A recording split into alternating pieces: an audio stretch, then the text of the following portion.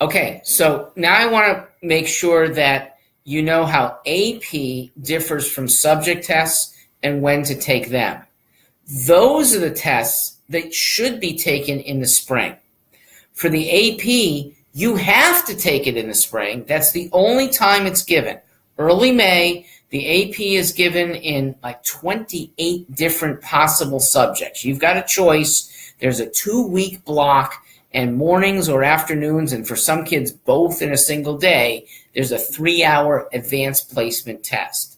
The SAT subject tests, which include an early May and an early June date, those will be on Saturdays, often coincide in content. It's the same stuff that the AP is asking, except the AP wants a written component. Even to math, they want some show your work aspect that you're graded on.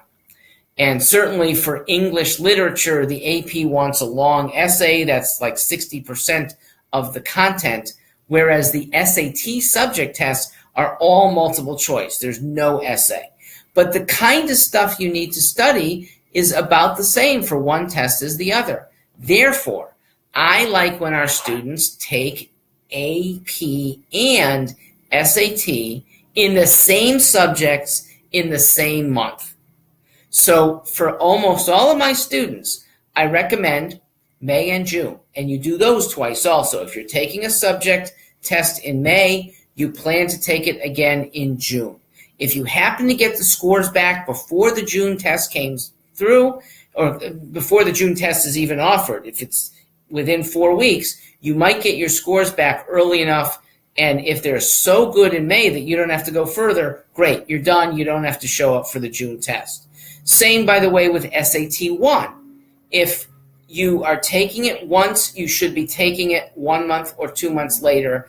And if you rock it the first time, I'm not going to push you to do it a second time. So spring is the right time for almost everybody to do the subjects. And that's because you're often coming near the end of a course. You got all that knowledge for the last 8 months from September to May, and now it's time to spew it out. It's also the time you're about to be studying for finals anyway.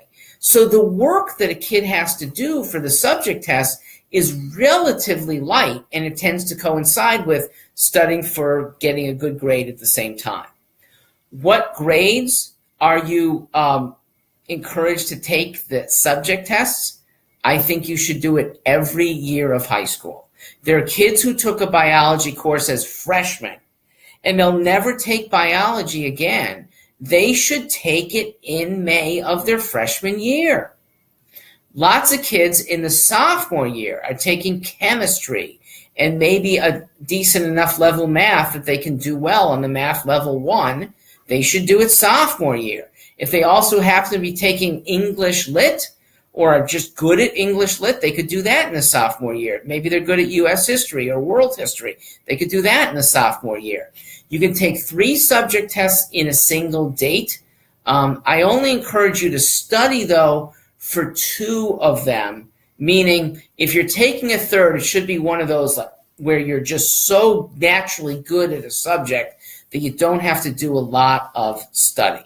So come March and April, that's when we suggest kids ramp up to do the subject test. They don't have to put in as much time for subject tests as they do for SAT, and the subject tests aren't quite as important as the SAT, except in a couple schools. Middlebury is one of them, Connecticut College is another, and I think Wheaton and Holy Cross measure SAT subject tests, and they purport not to care at all about the SATs. But that's the rarity. In almost every other school, the SAT is the more potent, it weighs more. How much more? SAT at some colleges is as weighty as GPA. Fair or not, and most people think it's unfair that you work for 3 years to get a good grade point average. And here's one test that could have the same weight.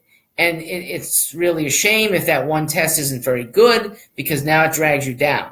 But I look at it as the opportunity. If it is very good, it might be a way that the SAT moves you up and shows colleges that your 3.0 is actually better. You're more capable than the average 3.0 kid because you showed them a top 3% SAT score.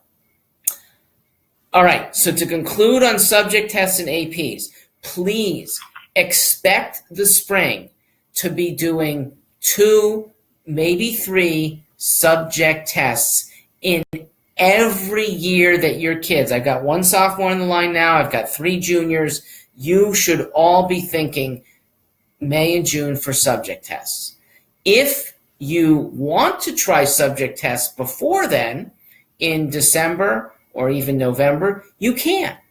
Because the subject tests, they take the best scores they see. They do not average a weak score against a strong score. A lot of parents are afraid, and they're wrong. They're afraid to take the subject test a second time or afraid to take it when I'm not totally perfectly on top of it. No, take it when you think you can get a 700 plus score, and if you don't, you can take it again. And if you do, but you're trying for a 780, then you can take it again. And when that better subject test score comes through, it replaces the worst score. Every college operates that way. It's one of the nice things they do. They give the benefit of college, the colleges give the benefit of a really single-time good score, and they don't hold it against you if you had a bad score. All right, let me open it up to